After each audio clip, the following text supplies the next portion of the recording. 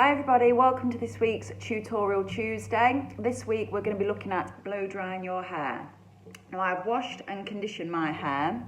Before we start blow drying with a hairdryer, we need to think about letting our hair air dry or dry in like a hair turban before we start putting heat on it. You need to remember that while your hair is wet, it is a lot more fragile than when it's dry and won't withstand the heat as well. So rather than wrapping your hair in a normal bath towel, which the materials can be quite abrasive, I would recommend investing in a proper hair turban, like a microfiber one. They're a lot more lightweight and they're a lot softer, so therefore a lot less damaging to your hair. Or like I say, if you can walk around and just let it air dry on its own for a while before you go in with a hairdryer, brilliant. If you're not in a position to do that, i.e. you haven't got the time, I would always say you need to start finger drying before you go in with a brush, because again, there's going to be less friction on your hair when it's wet in its most fragile state. Now to begin with, I need you to take a good look at your hairdryer. I do appreciate that all hairdryers are different, but most of them will have main functions, i.e. different speed settings, different heat settings. And we'll come more to that later, but I need you to become familiar with where the buttons are and which way to press to go hotter, cooler, faster, slower. Also, I would always recommend fitting the nozzle attachment to your hairdryer if it comes with one. This concentrates the airflow into one sort of smaller section, so it gives you more control when you're blow drying hair and also gives you more chance of getting that polished finish, because it will help to smooth your cuticle. Again, we'll go through that a little bit later. Final thing is the filter on your hairdryer. This is where the air gets sucked in if you blow it out the front. Never use your hairdryer without this filter on, because all it will do is suck up your hair, you'll end up having to cut it off. With that, I would say make sure your filter is cleaned regularly. As well as sucking in air, this will suck in a lot of fluff and dust. If you start to notice that your hairdryer has that burning smell or it doesn't seem as powerful, this could be the culprit. So always make sure that that is clear. Brushes. Obviously we use a lot of different brushes in the salon. Your round bristle brush, this is going to give you quite a bit of tension on your hair to get more control. So if you've got quite unruly hair, it's going to be quite good for body. Obviously come in various sizes, so depending on the length of your hair, obviously pick a size that suits. Your paddle brush, if you want to get your hair quite smooth and if your hair's quite long, obviously this has got a bigger surface area, so that as you're drying you've got more chance of creating that smoother polished look. And then your classic vent brush, good for getting lots of air in. It won't give as much control as your bristle brush because the tension won't be there.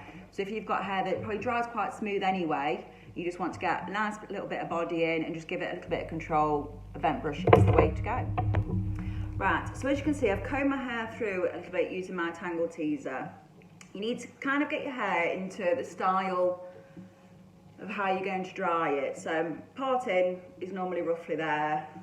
Obviously I am limited as to what I can show you because I have only got my hair to work on, but I will try and go through all the different techniques so that you can adapt them to your hairstyle. Just split it down the back, make sure I've got all those little knots out. Right, so when it comes to products, I like to use Cloud9 Magical Potion. We use this all the time in the salon on most of our clients. It is amazing.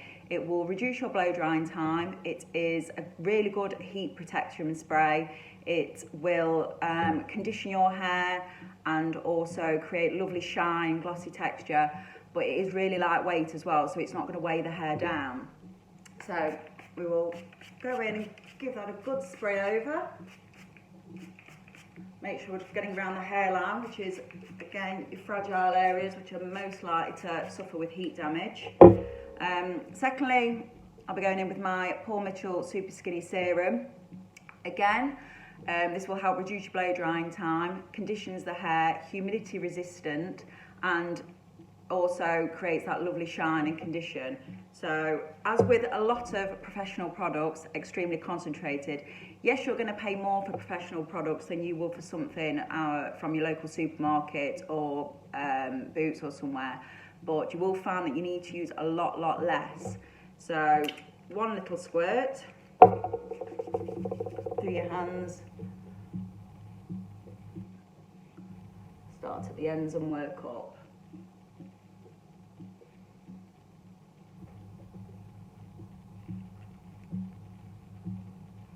Okay, now when it comes to starting to drying, if you know you've got an area of your hair that is quite awkward, if you've got like a cow flick, or you've got a fringe that is quite stubborn and the fact that it won't always go where you want, I would start with that. If your hair starts to dry naturally into and go into its own way, it's going to be harder to correct it. You may find that you have to respray it with water and start again. So always start off with, say, a fringe area, or if you've got quite a heavy set side part and you like a nice sweep across, dry that in place first, and you can always clip it out of the way so it cools into that style. My hair, I don't really have any growth patterns that I have to worry about, so I would always section from the back of my ears across, twist that up out the way, and just put it in a little clip like that. Now, what you need to do when you blow drying your hair is you really need to think about the finished look. If you want to create a volume in your hair, you need to think about how you're putting your brush in and what direction you're moving it. If you want volume and you're bringing your hair down here to dry it, you're just setting yourself up for failure. You need to be moving your hair up like this, getting the brush in and taking it up so that the roots are going to be lifted. The main principle of blow drying or styling it by any means, whether it comes to straightening, drying your hair, putting rollers in, using curling tongs, is that you manipulate the hair while it is warm and then you set it while it is cool. So as you are drying your hair with the heat, we are trying to get it into the position that we want, and then once it's there we set it with the cool air. That's why I said be familiar about where, that's the nozzle just fell off. Be familiar about where the buttons are. Coming back to that, you can see I've got a cool shot button on mine. Again, a lot of dryers will have them, so become familiar where that is. So when it comes to setting the style in place, you can give it a shot of cold air. So starting from the bottom section, I tend to try and work in two halves. So we'll go for this side first. Make sure all your knots are out.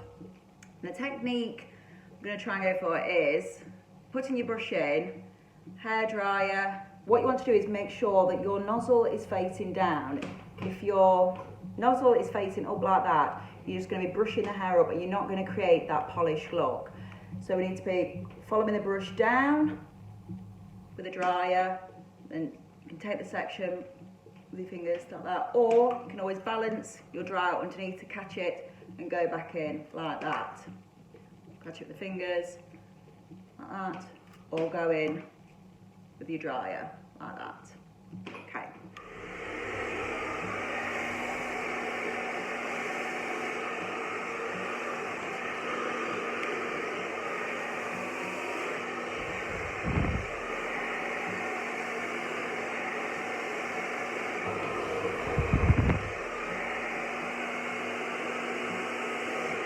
Now, as you can see, as I get towards the ends, I do start to roll the brush up slightly, and that will just create that little bend there.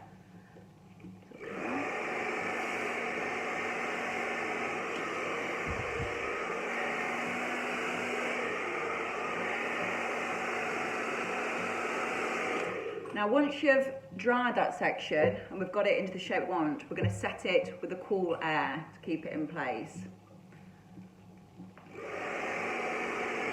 So become familiar with where your button is to turn the heat down. You can always test it on your arm. Put it down, roll it up, and then go in with a cold air shot. Hold it there for a few seconds. And when you bring it out, you've got that nice polished finish. Now obviously we're going to repeat on the other side. This is where you need to be a little bit ambidextrous. Luckily, as a hairdresser for however many years, I've learned the knack of this. If you haven't, then you can still go in with the same hands, using the same method you were before, but you might end up a bit more like this. It's whatever's comfortable for you. It's going to be a learning curve. So.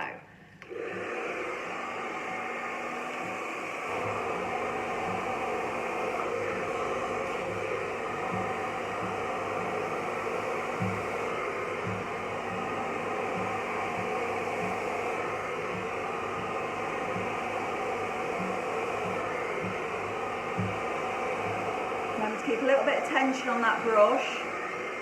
It'll give you your control.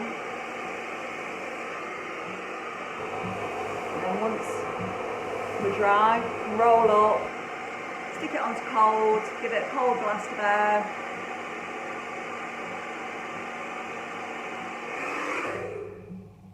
And that sets it in place. You can see you've got that nice, polished bounce. Lovely. Now, moving up the head, taking the next section, which is just above the ears. Now, we're going to continue with a similar sort of technique, but I'm just going to show you how to switch that up a little bit if you wanted your hair to flick out. Obviously, we still need to look at drying the roots, so we'll go in with the same technique we were before, brush underneath, and the dryer on top. Just turn the nozzle around a bit.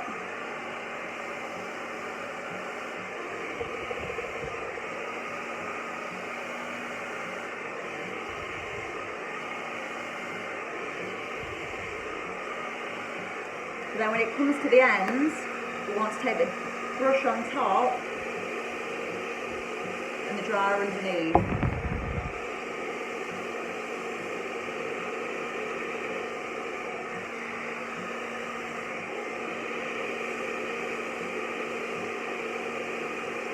And again, once it's quite dry, you can roll it up, change your heat setting to cold.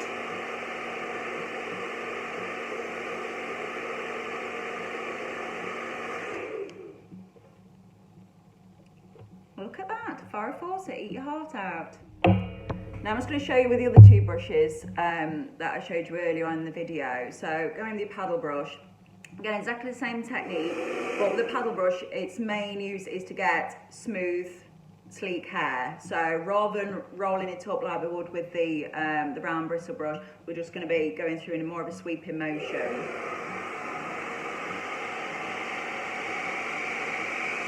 Again, always keeping that nozzle pointing down, keeping it off the hair. We don't want to be putting the heat directly on the hair.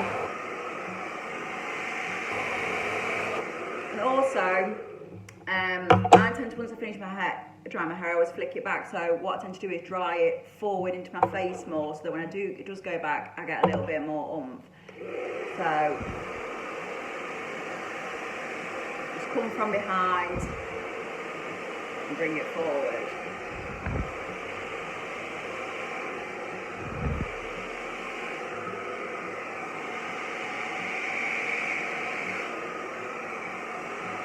Them roots. I'll be glad to get back to the salon as well as the rest of you.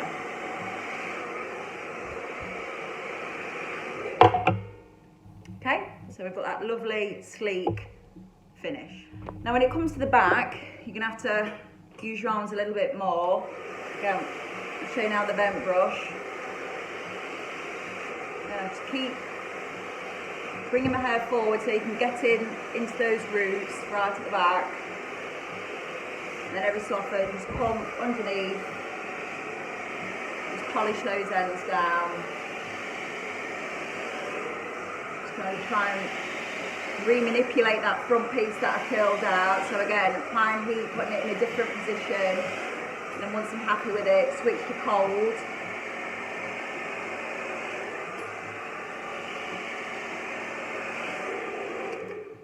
Finish it off with a cold set. Move it, evened it out a little bit more. So like I said, when we come to the back, I'm going to have to sort of pick the section up, come underneath it. Again, whatever hand you're more comfortable with, I'm going to go for this one actually. Underneath.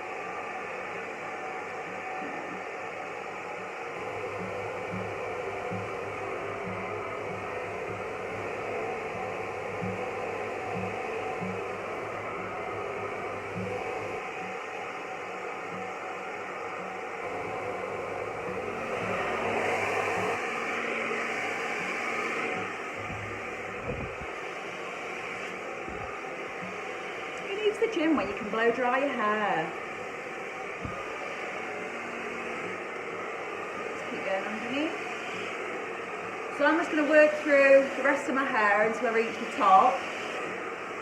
Using similar sort of techniques, remembering to keep my hair dry, pointing down, drying with warm air, hot air, and then finishing off with a cool air. I'll see you in a moment.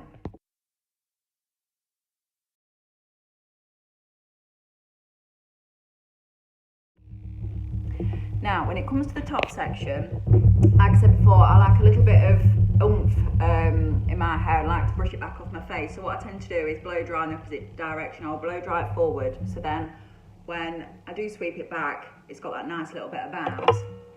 So although I've created my parting, and now you can see, now I've blow dry the rest of my hair, it has almost set in that part, and even if I was to brush it forward, it still wants to part there, which is fine, that's where it's supposed to go. So I will come in. What I tend to do is blow dry over in one direction.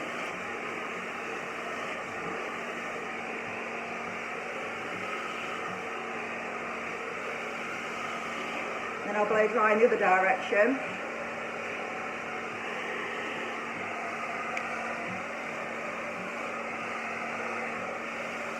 Like I say, if you've got slightly more unruly hair and you need that little bit more tension, you can go in with your round brush.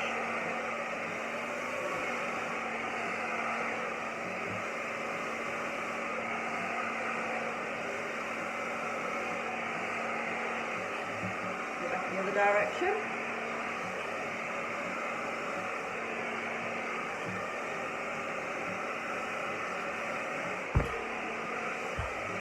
And we'll give it that cool shot.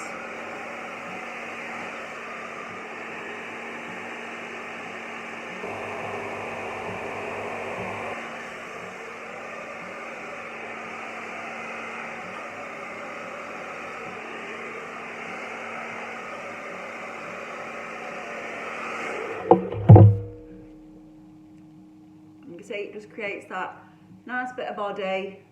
It's nice and smooth from the root, but nice and polished. So now I'm just going to go off and finish the ends. Remember what I said before about thinking about what you're doing. So obviously if you're wanting a lot of volume to your hair, this section, more important than any other, you need to be lifting from the root up rather than pulling down. And that's how you'll create the height and the volume that you want. So dry the hair, manipulate it as you're heating it, get it up there, and then once it's up there, you can blast those roots with a cool air, and that will help set it in place. Obviously, the products that you use, if you want that volume, they will help, but they will only do so much. You need to be blow drying for what you want to achieve.